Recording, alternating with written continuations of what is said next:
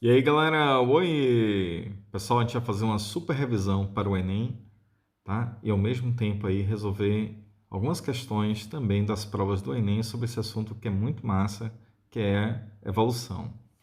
Galera, então a gente vai começar falando exatamente das evidências da evolução. Quer dizer, o que que torna a evolução algo factível, né? Ou seja, que não seja somente uma hipótese, mas que seja visto também como uma teoria. Bom, são as evidências. E essas evidências elas se resumem em quê? Bom, nos fósseis. Fósseis é qualquer vestígio de vida do passado. Os órgãos vestigiais. O que quer dizer órgãos vestigiais? O apêndice, por exemplo, dos humanos. É um órgão que tem funcionalidade no animal primata, por exemplo. O apêndice ele tem a função de digerir, ajudar na digestão da celulose, né? E contém algumas bactérias que fazem essa digestão. Já o nosso apêndice ele é pequeno e que se tiver bactérias vai ocorrer uma infecção que a gente chama de apendicite. Então, no final, o apêndice ele é um órgão vestigial, assim como o cóccix, para alguns animais, representa a cauda. E no nosso caso, a gente tem um cóccix, mas que seria o quê? A redução desses ossos, certo? E com isso, uma evidência de órgãos vestigiais.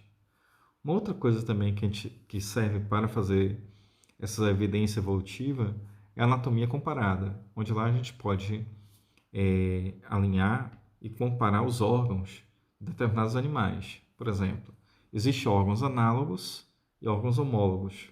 O que são órgãos análogos? São os órgãos que têm a mesma função, porém a origem e estrutura embrionária são totalmente diferentes.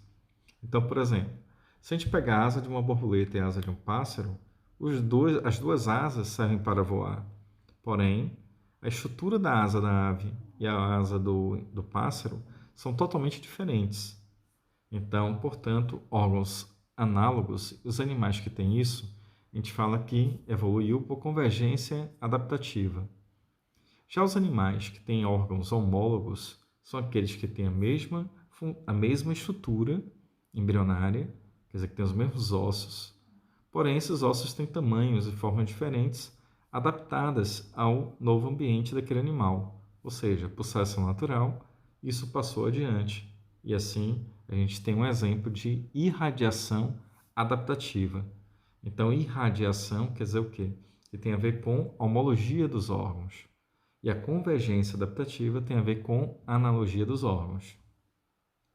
Mas a superevidência em relação à evolução atualmente são as evidências moleculares, que é a análise do DNA, e é através da análise do DNA que a gente determina as chamadas árvores filogenéticas, que são construídas com base na comparação do DNA dos animais, ou de plantas, ou de qualquer outro ser vivo. A gente compara o DNA desses seres e assim, através desse sequenciamento, a gente determina então o grau de parentesco entre esses animais e assim a gente constrói as chamadas árvores filogenéticas ou cladogramas. Agora começamos a revisar as teorias. Bom, Lamarck e Darwin foram os dois teóricos que falaram sobre evolução, vencendo uma teoria dominante na época que era chamada de fixismo, onde dizia que as espécies são fixas e imutáveis. Lamarck, ele foi o primeiro, lá no século XVII, que foi que Lamarck falou. Lamarck falou então o seguinte, que o ambiente modifica as espécies, como o meio muda, a espécie muda. Para se adaptar ao meio, um determinado órgão pode crescer e o outro desaparecer se deixar de usar. Então, a lei do uso é que se você usa demais o órgão, ele cresce. Se você não usa, ele desaparece. Então, essa seria o desuso. A característica adquirida pelo uso ou pelo desuso seria transmitido aos descendentes. O que é que Lamarck e Darwin têm em comum? Essa ideia da adaptação ao ambiente. Então é isso que Darwin também vai pegar lá o gancho de Lamarck, só que Darwin vai perceber através de uma viagem que ele vai fazer principalmente no Brasil e principalmente também num arquipélago chamado Galápagos, ele vai perceber que existe nas populações, ou seja, que existe dentro da mesma espécie, variabilidade. Quer dizer que os indivíduos eles não são iguais, eles são diferentes, mesmo sendo da mesma espécie. e que esses indivíduos, se adapta melhor ao meio. E esse que se adapta melhor ao meio é aquele que se reproduz mais e que passa essa característica aos seus descendentes, deixando assim aquelas características mais adaptadas em maior frequência de indivíduos. Em um indivíduo que se reproduz menos, aquela característica ela vai se desaparecer. Então, significa que a capacidade reprodutiva é que é a capacidade de adaptação da espécie ao ambiente. Perfeito. Só que Darwin tinha problemas. Qual era o problema de Darwin? Darwin não só sabia explicar exatamente o que é que gerava essa variabilidade genética. Pô, Darwin, o que é que gera variabilidade? Não sei. Eu só sei que os indivíduos saem diferentes. Por que eu não sei? Então, Darwin não sabia explicar, por exemplo, a origem das variações, nem tampouco como essas características do mais adaptado é transmitida para os descendentes. Aí quer dizer que só com o surgimento da genética, descoberta do DNA, descoberta das mutações, descoberta de fatores mutagênicos, é que isso passou a ser analisado e integrado, então, à teoria da evolução. E é essa nova teoria a gente chama de neodarwinismo ou teoria sintética da evolução, já que você usa vários conhecimentos. E esses conhecimentos é exatamente o conhecimento da genética, ou seja, a explicação da hereditariedade é aquilo que Darwin não sabia explicar. Então, Darwin acabou não conhecendo Mendel, né? Então, apesar de estar lá os dois no século XIX, mas a teoria de Darwin em 1859 e Mendel em 1865. Bom, o que aumenta a variabilidade genética? Mutação gênica, que é o principal fator que vai gerar a variabilidade genética, a mutação cromossômica, que vai ampliar essa mutação gênica, essa variação gênica gerada pela mutação. A permutação e a recombinação também são fatores que ampliam essa variabilidade. O outro fator que também aumenta essa variabilidade, ampliando-a também, são as migrações, ou o chamado fluxo gênico, é o que permite, então, que diferentes populações cruzem entre si, mas são indivíduos da mesma espécie. Enfim, como ocorre a formação de uma nova espécie?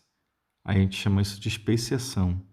Então, a especiação é um fator principal para a formação de uma nova espécie.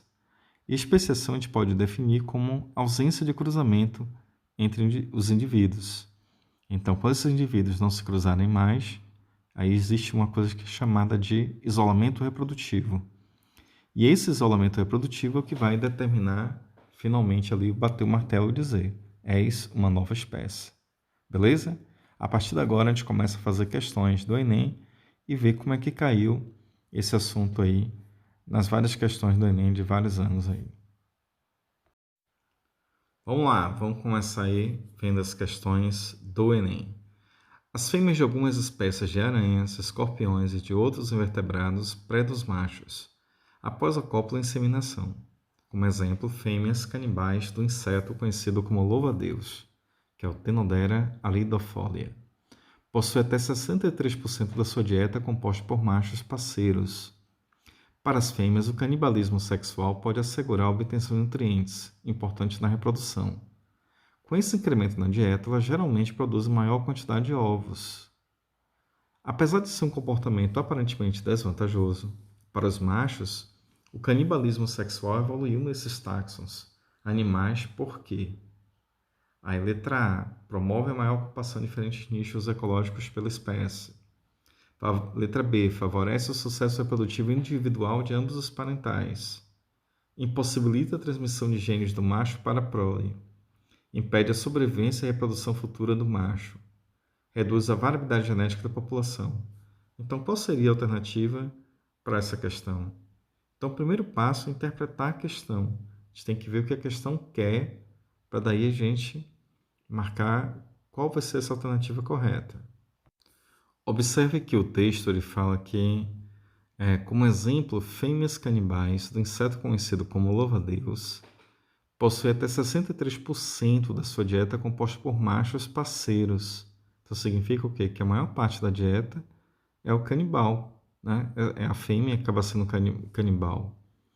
E aí pode assegurar a obtenção de nutrientes importantes na reprodução. Com esse incremento na dieta, quer dizer, incremento, aumento na dieta, ela geralmente produz maior quantidade de descendentes. Uau! Então, maior quantidade de descendentes. Então, lembra que o conceito de adaptação é exatamente a capacidade reprodutiva?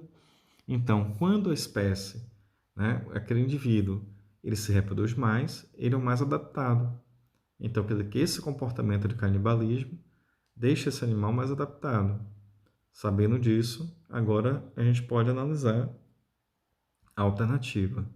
Então, promove a ocupação de diferentes nichos? Claro que não. Nichos significa a função da espécie, né? Aquilo que ela come no ambiente dela, não é isso. Então, favorece o sucesso reprodutivo individual de ambos os parentais, com certeza.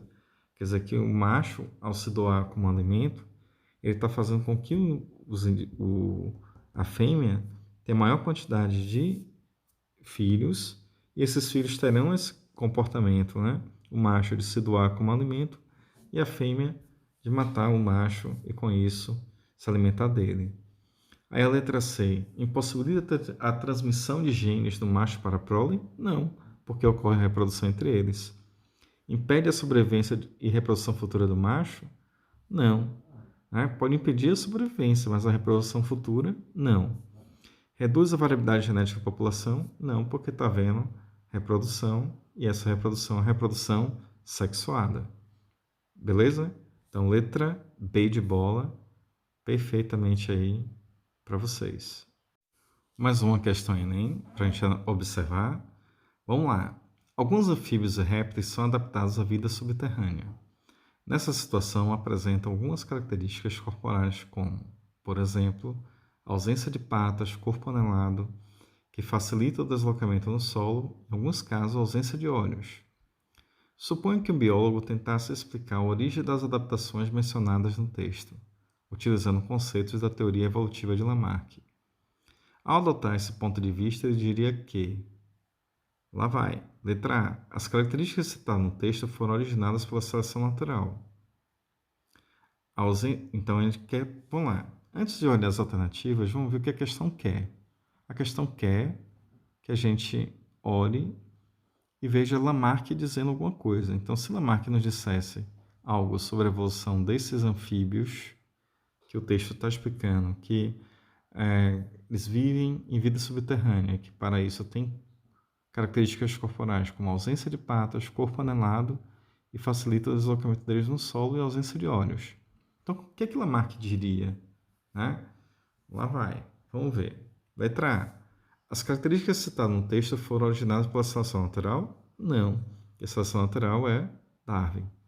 A ausência de olhos teria sido causada pela falta de uso dos mesmos, segundo a lei do uso-desuso. Pronto, já foi. Letra B.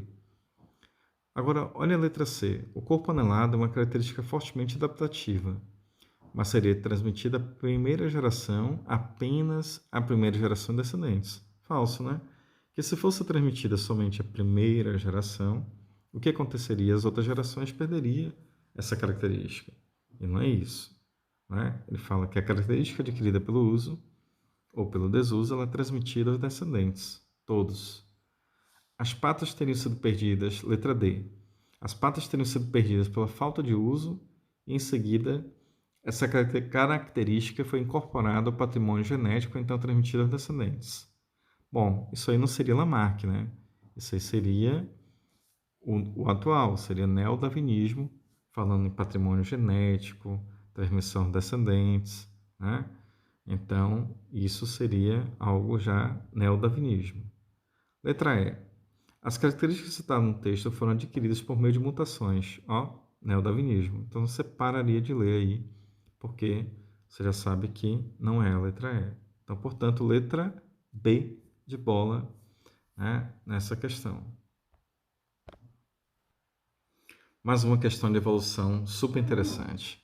As cobras estão entre os animais peçonhentos que mais causam acidentes no Brasil, principalmente na área rural.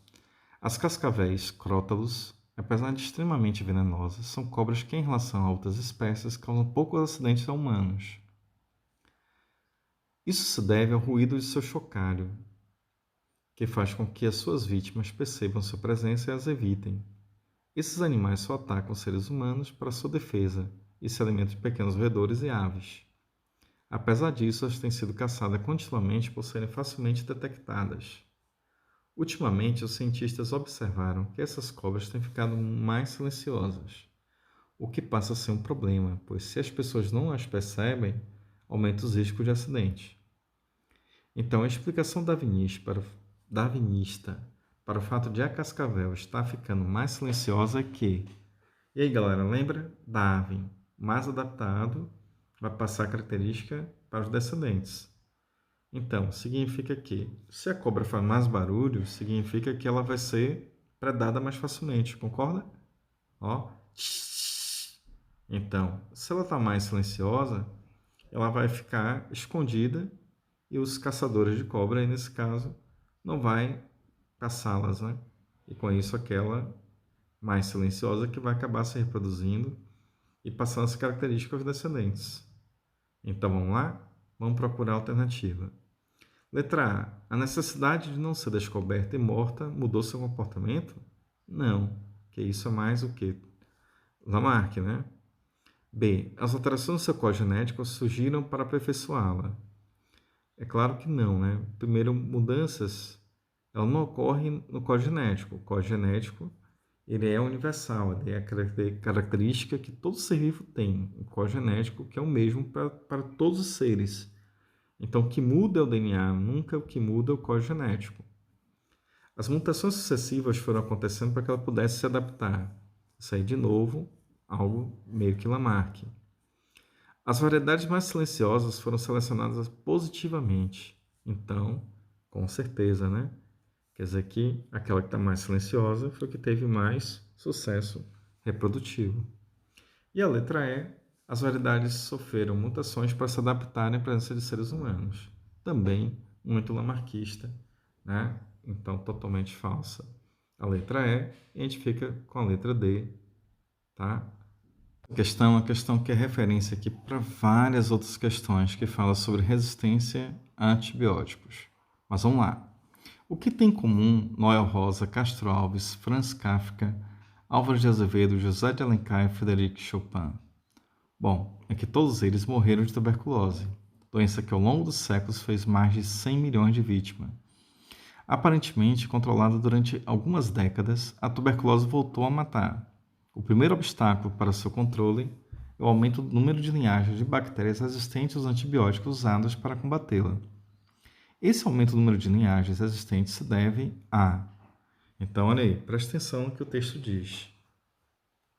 Quer dizer que o principal obstáculo para o controle é o aumento do número de linhagens de bactérias resistentes ao antibiótico usado para combatê-la. Então, significa o quê? Significa que as bactérias se tornaram resistentes ou elas já eram resistentes? Então, quer dizer que ao sofrer variações, ao sofrer mutações, as bactérias elas passam a adquirir uma característica de resistência e passar isso adiante. Mas de que forma? Determinada pelo antibiótico? Não. Quem faz esse processo é a seleção natural. E a seleção natural ela é ao acaso em relação à mutação gênica, né? Quer dizer que a mutação gênica ela ocorre ao acaso. E aí quer dizer que ao surgir uma bactéria mutante, né, que consegue sobreviver a um determinado antibiótico, então na presença desse antibiótico as bactérias sensíveis morrem e as bactérias adaptadas, ou seja, resistentes, são aquelas que sobrevivem. Então, vamos lá?